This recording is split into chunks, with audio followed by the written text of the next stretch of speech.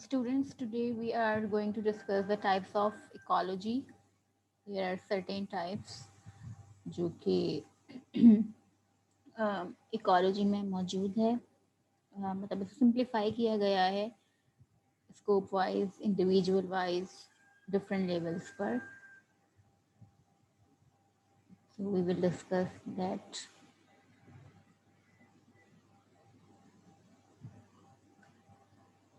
ठीक है. So early ecologists have only recognized two major subdivisions of ecology, that was animal and plant ecology.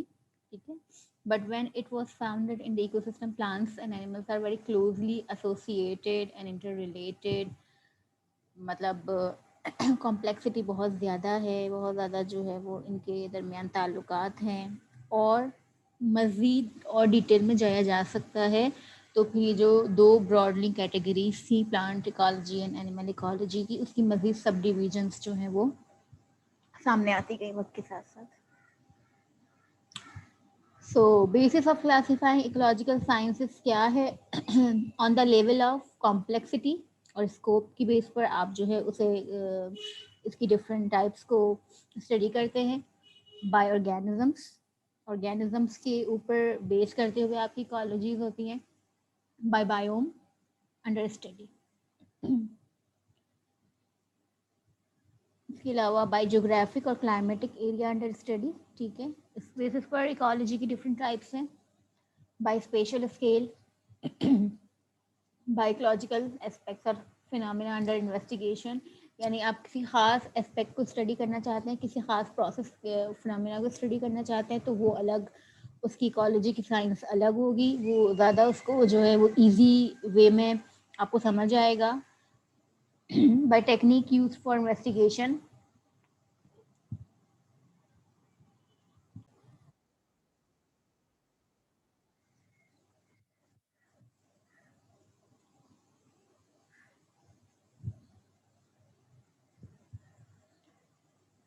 Bye environmental approach. ठीक है.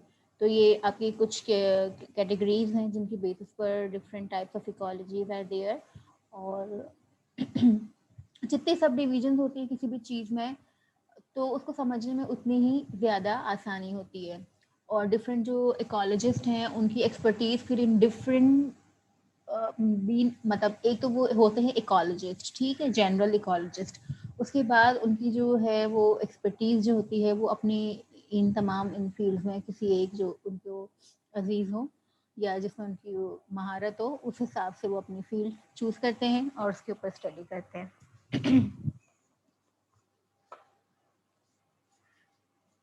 ठीक है. It is considered to be a science concern with the nature and interrelations of living world. You know that हम ये भी discuss कर चुके हैं कि the term ecology it has origin from the Greek word oikos, meaning habitation और house और home और लिविंग प्लेस. ठीक है. इसके अलावा you know ecology is a scientific study of organisms at home, which is called as environment. The term environment refers to those parts of the world or the total set of circumstances which surround an organism or a group of organisms. ये बात आपको बचपन से पता है. बचपन से मुराद ये कि जब से आप environment को पढ़ना शुरू हुए. तो अब हम ब्रांचेज या सब डिसिप्लिन्स ऑफ इकोलॉजी को डिस्कस करते हैं. ठीक है. सेवरल स्कीम्स में ये डिवाइडेड है. अभी जो हमने A B C D E F G H तक जो डिस्कस किया था उनको मज़ीद डिटेल में हम देख लेते हैं.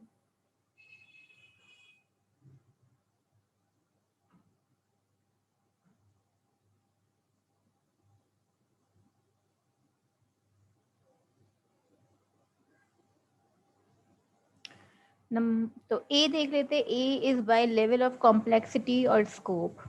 ठीक है. आपका दायरा कार कितना है, आप उसमें क्या स्टडी करना चाह रहे हैं, इस बेसिस पर इकोलॉजी होती है. और इस ए में भी जो आपके 1 2 3 4 5 6 7 8 कैटेगरीज. ठीक है. Division, subdivisions. So arrange from lowest to highest complexity, यानी हम लोएस्ट कॉम्प्लेक्सिटी से हाईएस्ट कॉम्प्लेक्सिटी की तरफ जाते हैं और उसी तरह जो है इकोलॉजी के नाम चेंज होते रहते हैं. फॉर एग्जांपल फिजियोलॉजिकल इकोलॉजी, इसको इको फिजियोलॉजी भी कहते हैं। तो the factors of environment have a direct bearing on the functional aspects of organisms. ठीक है, the ecophysiology deals with the survival of population as a result of functional adjustment of organism with different ecological condition। functional ये मतलब ये कि particular organism के अंदर ऐसे क्या फंक्शंस हैं कि उन फंक्शंस को इस्तेमाल करते हुए वो अपने अंदर अडाप्टेशंस लेकर आता है और किसी भी जगह पर सरवाइव करता है। इस चीज़ को अगर आप स्टडी करेंगे, ठीक है, तो ये आपकी कहलाएगी फिजियोलॉजिकल इकोलॉजी या इकोफिजियोलॉजी, राइट। किसी ऑर्गेनिज्म को उठा लें और उस ऑर्गेनिज्म के पर्टिकुलर फंक्शन को आप उठा लें कि भाई मुझे ये देखना है कि जब पानी नहीं होता तो ये ऑर्गेनिज्म अपने आप की पानी की जो ज़रूरियात है वो कैसे पूरी करते हैं, और उसके रिस्पॉन्स में वो अपने अंदर क्या चेंजेस लेकर आते हैं कि जब पानी नहीं होता ये तब भी जिंदा रहते हैं। एक पर्टिकुलर एस्पेक्ट उठाया है आपने, एक बहुत छोटी सी चीज़ उठाई है और ये एक बहुत बड़ी साइंस है, तो इसको हम कहते हैं फिजियोलॉजिकल इकोलॉजी। इसी तरह पॉपुलेशन इकोलॉजी एक अलग सब डिसिप्लिन है। किसका सब डिसिप्लिन है? कॉम्प्लेक्सिटी और स्कोप की बेसिस के अंदर आएगा ये। कॉम्प्लेक्सिटी का एक जो है एक आपने पढ़ लिया, जो लोएस्ट कॉम्प्लेक्सिटी की बेसिस पर था वो फिजियोलॉजिकल हो गया। उससे ज़्यादा आगे निकल जाए तो पॉपुलेशन इकोलॉजी आ जाती है। इसे ऑटो इकोलॉजी भी कहते हैं। ये एक इकोलॉजी की सब फील्ड है and it deals with the dynamics of species populations and how these population interacts with the environment। ठीक है, पूरी पॉपुलेशन को स्टडी करना है, वो अपने एनवायरनमेंट में कैसे इंटरेक्ट कर रही है, उसको आप कहेंगे पॉपुलेशन इकोलॉजी। ऑटो इकोलॉजी किसी एक खास स्पीशीज की पॉपुलेशन का जो है वो एनवायरनमेंट में किरदार देखना है, उनको स्टडी करना चाहते हैं, तो फिर आप उसको पॉपुलेशन इकोलॉजी बोलेंगे। It is the study of how the population sizes of species living together in groups change over time and space। ठीक है, this was one of the first aspects of ecology to be studied and modeled mathematically। ठीक है, population ecology basically auto ecology जो है वो बहुत अहमियत का हामिल है, क्योंकि इसमें आप पॉपुलेशन को स्टडी करते हैं with over changes over time and space, के वक्त के साथ साथ पॉपुलेशन में के अंदर क्या क्या तब्दीलियाँ आई कि उन्होंने जो है वो सरवाइव किया, एंड विद स्पेस जगह के साथ साथ कि इस जगह पर ये आलम था, दूसरी जगह पे कोई और आलम था, तो ये किस तरह चीज़ें डेवलप हुई, ये चीज़ें को देखना चाहेंगे तो वो ये कैटेगरी आएगी पॉपुलेशन इकोलॉजी में। ठीक है, it deals with the study of the manner of growth, structure, regulation of population of organisms. ठीक है, यही बात कि इनकी ग्रोथ कैसे हुई, इनमें क्या चेंजेस आए, स्ट्रक्चर में क्या चेंजेस आए और फिजियोलॉजिकली क्या चेंजेस आए, so on. Auto ecology focuses on study of how the population sizes of species change over time and space। ठीक है, इसका फोकस क्या है इस इकोलॉजी का? पॉपुलेशन की जो स्पीशीज की पॉपुलेशन है वो कैसे चेंज होती है, उनका साइज कैसे चेंज होता है with respect to time and space. अच्छा, the term population ecology is often used interchangeably with population biology और पॉपुलेशन डायनामिक्स। ये एक थोड़ी वास्ट फील्ड है, तो इसको ज़्यादा स्टडी किया जाता है, इसलिए हम इसके ऊपर ज़्यादा बात भी कर रहे हैं। और पॉपुलेशन इकोलॉजी या ऑटो इकोलॉजी को पॉपुलेशन बायोलॉजी या पॉपुलेशन डायनामिक्स भी रेफर किया जाता है। Population ecology is important in conservation biology, especially in the development of population viability analysis, which makes it possible to predict the long-term probability of a species persisting in a given habitat। PVA इस population viability analysis होता है, PVA की जाती है ताकि species की जो है वो जिंदगियों के बारे में आप जान सकें कि ये कितना जी सकेंगी और क्या ये एक्सटेंट हो सकती हैं या नहीं हो सकती, या कितना % जो है इनका सर्वाइवल का चांसेस है, या कितनी परसेंट ये एंडेंजर्ड है या वल्नरेबल है, सो ऑन। ये तमाम चीज़ें आपकी आ जाती है पॉपुलेशन वायबिलिटी एनालिसिस में। पॉपुलेशन वायबिलिटी एनालिसिस आप तभी कर सकते हैं जब आपको पता हो इनकी पॉपुलेशन डायनामिक्स या पॉपुलेशन इकोलॉजी, आपको जब इसकी पता हो,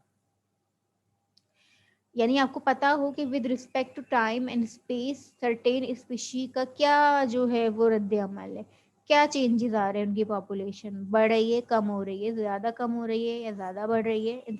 इसी तरह ये चीज़ पता होगी तो आप उस पॉपुलेशन की प्रिडिक्शन कर सकेंगे, उनका PVA कर सकेंगे, पॉपुलेशन वायबिलिटी एनालिसिस कर सकेंगे, लॉन्ग टर्म प्रिडिक्शन बताएंगे कि ये स्पीशीज कहाँ तक थ्राइव कर सकती है।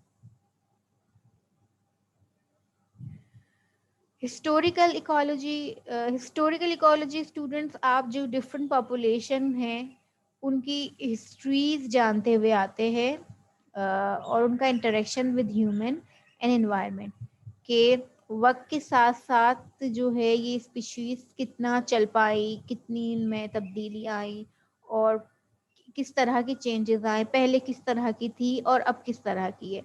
ये चीज़ अगर किसी पॉपुलेशन की आप मालूम कर रहे हो, मतलब शुरू से उनके वक्त से लेकर कर रहे हैं और पास से प्रेजेंट तक आप आ गए हैं और पास से आप उनको स्टडी करते हुए आ रहे हैं, तो वो आपका हिस्टोरिकल इकोलॉजी में आए शामिल होगा। मैं चाहूँगी कि आप ये सब पढ़ लें, ठीक है, तो आपको ये मज़ीद क्लियर हो जाएगा। कम्युनिटी इकोलॉजी और सिन इकोलॉजी, ठीक है, एक ऑटो इकोलॉजी बहुत ज़्यादा डिस्कस किया जाता है और एक सिन इकोलॉजी ज़्यादा डिस्कस किया जाता है। कम्युनिटी इकोलॉजी को सिन इकोलॉजी कहते हैं। It is the study of interaction between species communities on many spatial and temporal in distribution, structure, abundance, demography, ठीक है। ये थोड़े बड़े लेवल का है, पॉपुलेशन सर्टेन स्पीशीज की होती है और जो कम्युनिटी है वो डिफरेंट पॉपुलेशंस की है।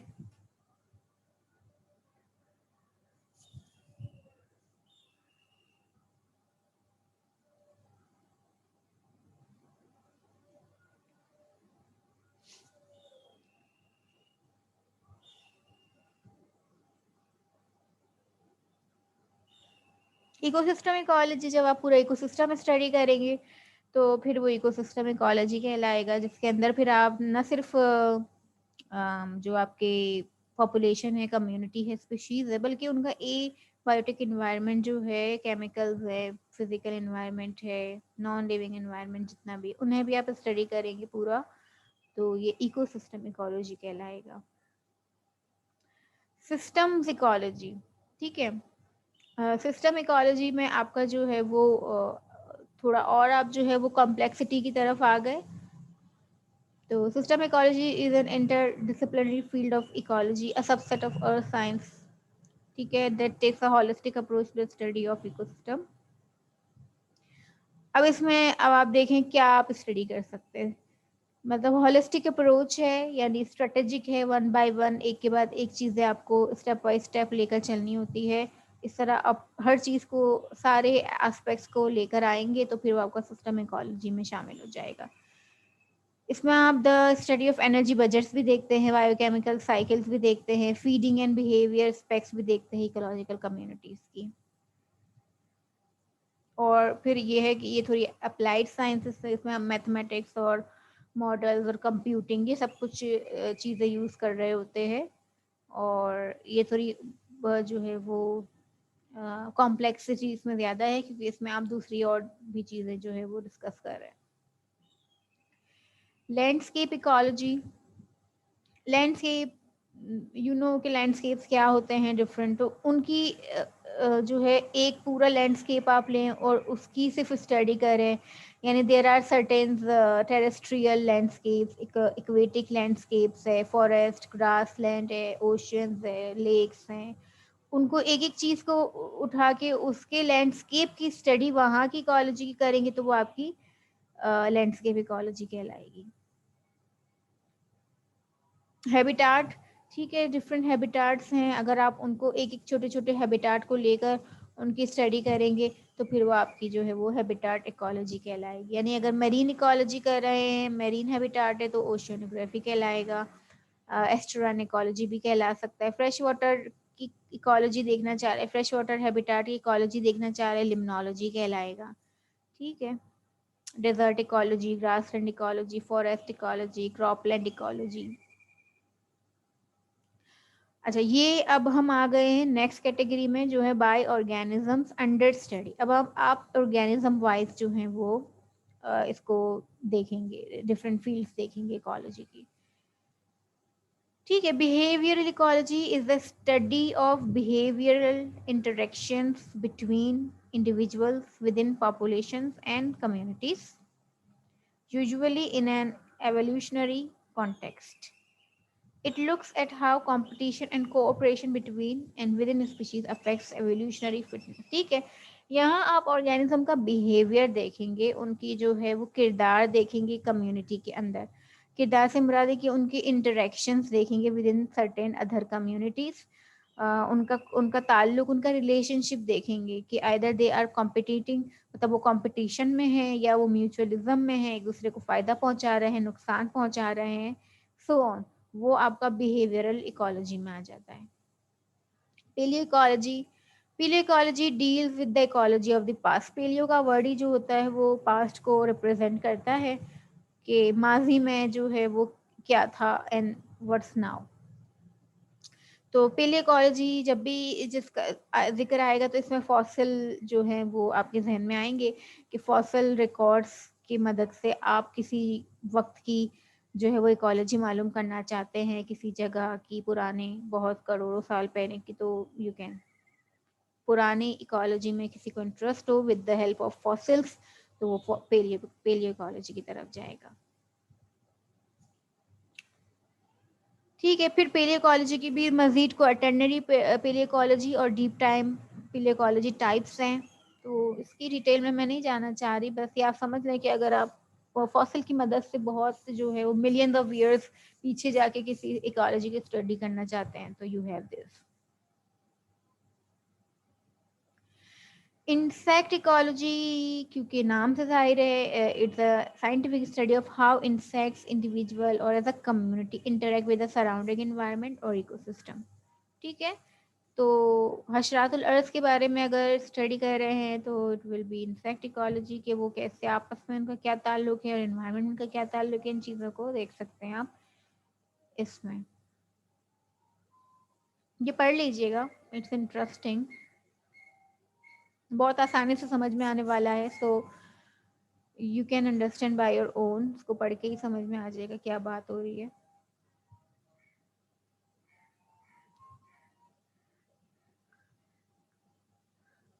ठीक है, so they are very important in the ecosystem, food chain का इम्पोर्टेंट पार्ट है ये।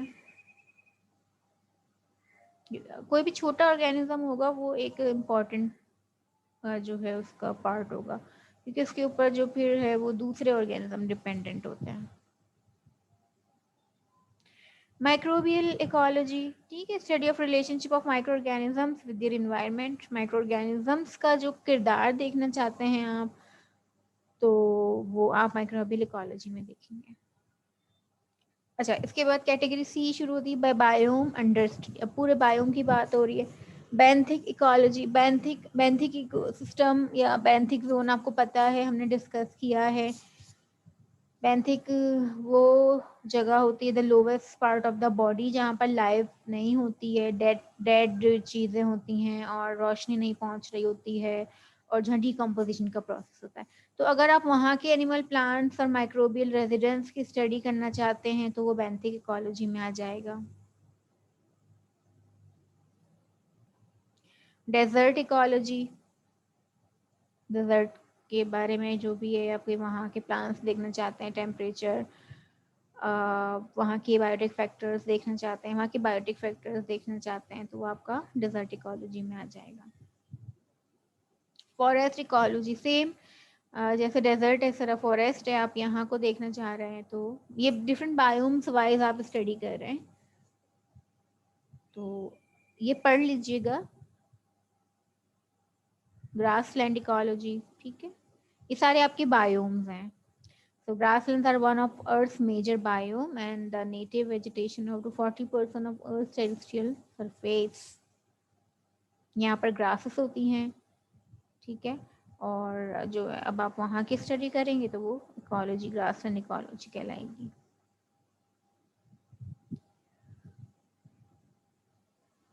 Marine ecology, marine life habitat, population, interaction, ये सब देखना चाहते हैं समंदर की, मेरीन से रिलेटेड, तो मेरीन इकोलॉजी में आ जाएगा.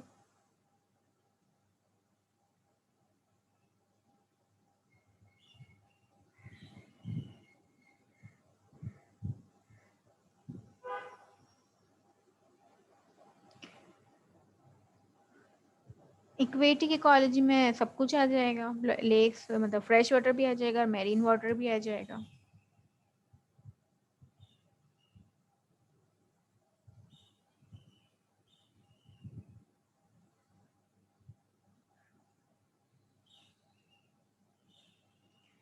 अर्बन इकोलॉजी जो है, it is the scientific study of the relation of living organisms with each other and their surrounding in the context of N urban environment. ठीक है, ये अर्बन इन्वायरमेंट आपका ये जो शहरी निज़ाम है सारा, जहाँ इंसान आबाद है, जहाँ भी इंफ्रास्ट्रक्चर और कंस्ट्रक्शन की बात होती है, ये सब कुछ अर्बन इकोलॉजी में अर्बन में आ जाता है. और अगर आप यहाँ की इकोलॉजी करना चाह रहे हैं, शहरों की इकोलॉजी के, यहाँ कौन से ऑर्गेनिजम्स हैं, कौन से प्लांट्स हैं, कौन से एनिमल्स हैं, कौन से माइक्रो ऑर्गेनिजम्स ज़्यादा हैं, कौन से कम हैं, लोग यहाँ पर कौन से हैं, उनकी एज क्या है, लोगों के स्किन कलर क्या है, लोगों की हाइट क्या है, वेट क्या है, जेंडर कितना, क्या परसेंटेज रेशियो क्या है, ये सब कुछ आपका जो है वो अर्बन इकोलॉजी में आ जाएगा. एस्टुराइन इकोलॉजी, एस्टुरीज वो जगह होती हैं जहाँ पर fresh water meets saline water. कोई भी रिवर, लेक जो एम्प्टी होती है ओशन में, तो फिर वो जगह डेल्टा बनता है, एस्चुरी बनती है, तो वहाँ की इकोलॉजी जो होगी वो एस्ट्राइन इकोलॉजी कहलाएगी.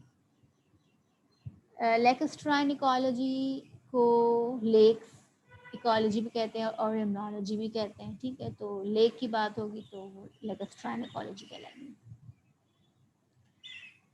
पैलेस्ट्राइन इकोलॉजी जो है, अगर आप किसी वेटलैंड को स्टडी करना चाहते हैं तो वो पैलेस्ट्राइन इकोलॉजी कहलाएगा. और वेटलैंड जो है वो डिटेल में हम पढ़ेंगे. ठीक है, अनदर इज बाय जियोग्राफिक और क्लाइमेटिक एरिया अंडर स्टडी. ठीक है, तो जियोग्राफिक इकोलॉजी इको जियोग्राफी भी कहलाती है, और इसमें आप geographical ecology the rapidly growing and integrative discipline, और इसमें आप जो है वो डिफरेंट एस्पेक्ट्स देखते हैं, ज्योग्राफी और इकोलॉजी का आपस में ताल्लुक देखते हैं. ठीक है, कि किस तरह की ज्योग्राफी है, वो उसका क्लाइमेट वहाँ का कैसा है, और उस हिसाब से वहाँ की इकोलॉजी कैसी है.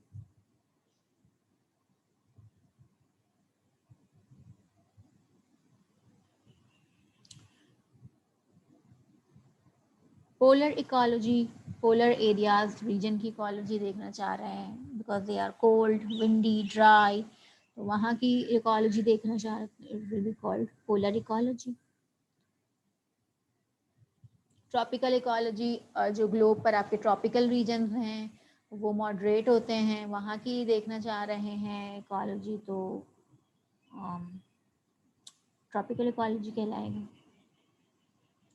अच्छा, bye special scale under study के बेसिस पर ग्लोबल इकोलॉजी, ग्लोबली जो चेंजेस आ रहे हैं बायोस्फीयर पर, बहुत ब्रॉड स्पेक्ट्रम में आ जाता है ये.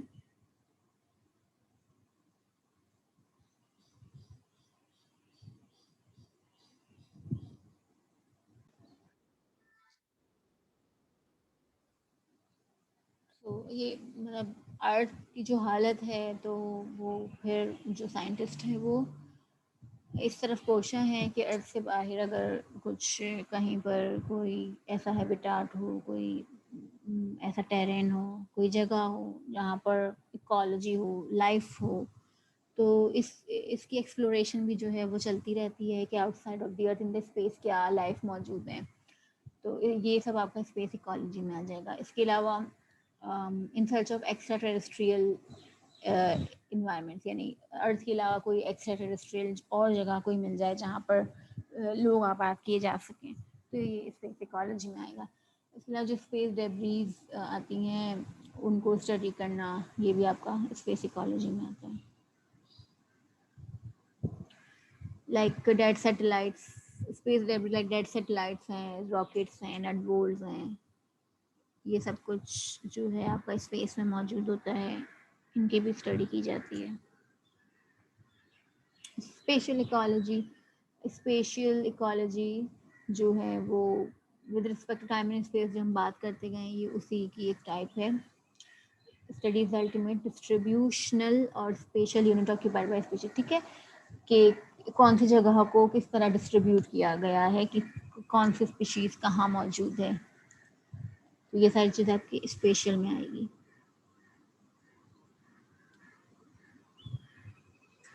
मैक्रो इकोलॉजी है जो वो सब फील्ड है इकोलॉजी की, deals with the study of the relationship between organisms and their environment at large spatial scales to characterize and explain terrestrial statistical pattern of abundance, distribution and diversity। ये बिल्कुल जो है वो स्पेशल इकोलॉजी है, लेकिन ये एक बड़े लेवल पर है,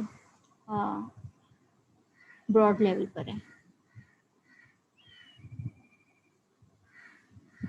माइक्रो इकोलॉजी जो है वो इकोलॉजी माइक्रो हैबिटाट्स की इकोलॉजी है, छोटी छोटी जगहों की जो है वो आप उसको अपना स्टडी एरिया बनाते हैं और फिर उसकी इकोलॉजी आप देखेंगे। फॉर एग्जांपल अगर आप किसी इंसान को ले लें, उसके स्टमक को ले लें और उसकी इकोलॉजी देखना चाहें कि भाई इसमें कितने माइक्रो ऑर्गेनिजम्स हैं, क्या है, कोई कीड़े तो नहीं है वगैरह वगैरह, तो ये आपका माइक्रो इकोलॉजी में आ जाता है। ज़्यादातर माइक्रो ऑर्गेनिज्म से ताल्लुक़ होता है इनका। माइक्रोबियल इकोलॉजी शायद गुजर चुका है हमारा, बैक्टीरिया वायरसेस वगैरह के हवाले से इकोलॉजी जो होती है। मॉलिक्यूलर इकोलॉजी, मॉलिक्यूल्स के लेवल पर आप इकोलॉजी देखेंगे तो ये आपकी मॉलिक्यूलर इकोलॉजी में आ जाएगी। अच्छा, बायोइकोलॉजिकल एस्पेक्ट्स और phenomena under investigation. Chemical ecology, ठीक है, आप different chemicals produced by different organisms देखना चाहते हैं तो वो केमिकल इकोलॉजी में आ जाएगा।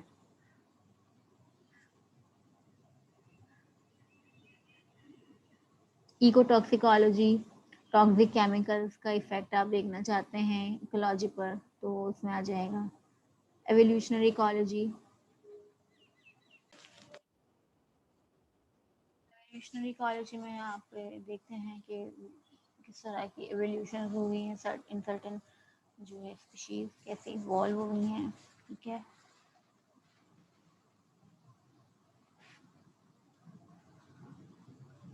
फायर इकोलॉजी इकोलॉजिकल डिसिप्लिन में आता है, it is concern with natural processes involving fire, ठीक है। तो फायर को इम्पोर्टेंस इसलिए हासिल है कि जब कभी भी कहीं कहीं भी आग लग जाती है, फायर हो जाती है, तो उसके बाद वहाँ पर एक नई इकोलॉजी, नई लाइफ वहाँ पर फिर थोड़े अरसे बाद शुरू होती है। तो जो है इस तरह जो है वहाँ इकोलॉजी डेवलप्ड होती रहती है। इसको हम पढ़ेंगे सक्सेशन में कि फायर किस तरह अपना रोल प्ले करती है किसी भी जगह पर, क्या कहेंगे, इकोलॉजी को डेवलप करने में फायर का क्या किरदार होता है। फंक्शनल इकोलॉजी,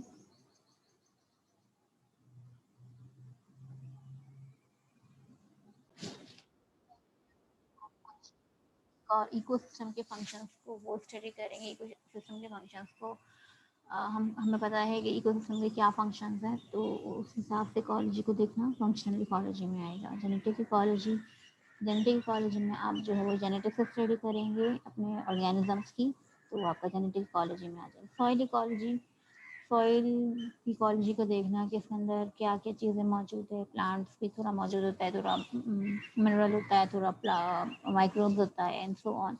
ये चीज़ को स्टडी करना आपका सॉइल इकोलॉजी में आएगा। Theoretical study is a scientific discipline devoted to the study of ecological system using theoretical methods, ठीक है, यानी यहाँ पर आपके सारे जो है वो मैथ्स और हिसाब किताब और कंप्यूटिंग, ये सब कुछ आ जाएगा कि आप क्या सिस्टम्स और क्या क्या टूल्स यूज़ कर सकते हैं, कौन सी आपके पास थियरीज हैं जिनका इस्तेमाल करते हुए आप इकोलॉजी को डिस्कस कर सकते हैं। फॉर एग्जाम्पल डार्विन्स थ्योरी का आपको पता है, ठीक है, तो ये इस तरह की थ्योरीज की मदद से आप जो इकोलॉजी को डिस्कस करते हैं उसका थियोरेटिकल इकोलॉजी में आता है। इंडस्ट्रियल इकोलॉजी जो है मटेरियल एनर्जी जो होती है किसी भी इंडस्ट्री में, उसको आप देखना चाहें तो ये इंडस्ट्रियल इकोलॉजी में आ जाता है। इस अर्बन की तरह ही है, जैसे आप अर्बन इकोलॉजी देखते हैं आप इंडस्ट्रियल इकोलॉजी भी देखते हैं। रेडिएशन इकोलॉजी, ठीक है, रेडियो एक्टिव मटेरियल का लिविंग ऑर्गेनिज्म पर क्या इफेक्ट है, तो ये रेडिएशन इकोलॉजी में आ जाएगा। फील्ड इकोलॉजी, फील्ड इकोलॉजी से मुराद यही है कि आप कहीं जा रहे हैं, डाटा कलेक्शन, वहाँ की जो है वो कंप्यूटिंग मैथमेटिकल मॉडल्स और ये सब कुछ चीज़ें जो भी हैं आपको चाहिए उनकी आपकी फील्ड इकोलॉजी में आ जाएगा।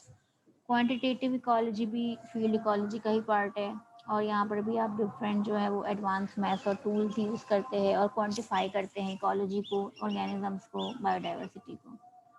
कंजर्वेशन इकोलॉजी यही है कि किस तरह आपने जो है वो प्रिजर्व करना है, कंजर्व करना है, बचाना है।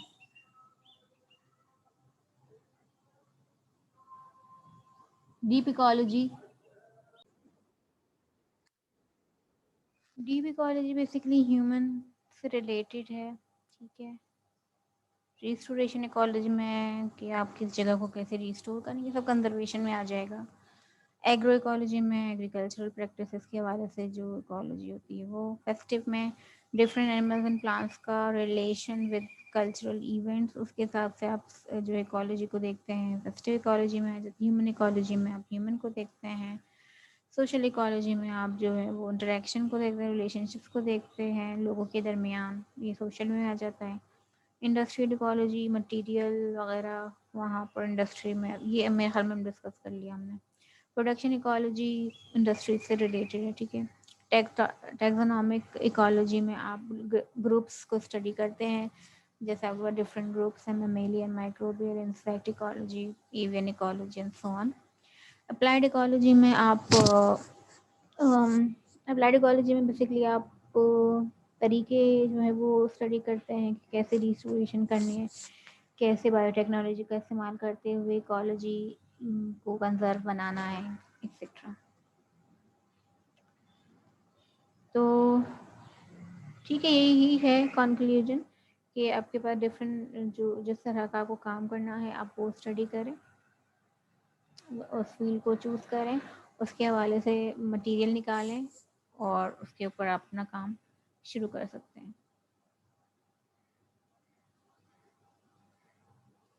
Experimenting, observing, experimenting and modelling are the basic approach, ठीक है। ये हमने डिस्कस किया है इकोलॉजिकल मेथड में कि आपने कुछ भी स्टडी करना है, कुछ भी नतीजे पर पहुंचना है, तो सबसे पहला जो तरीक़ाकार होगा वो ऑब्जर्व करें, एक्सपेरिमेंट करें और फिर उसको मॉडल करें।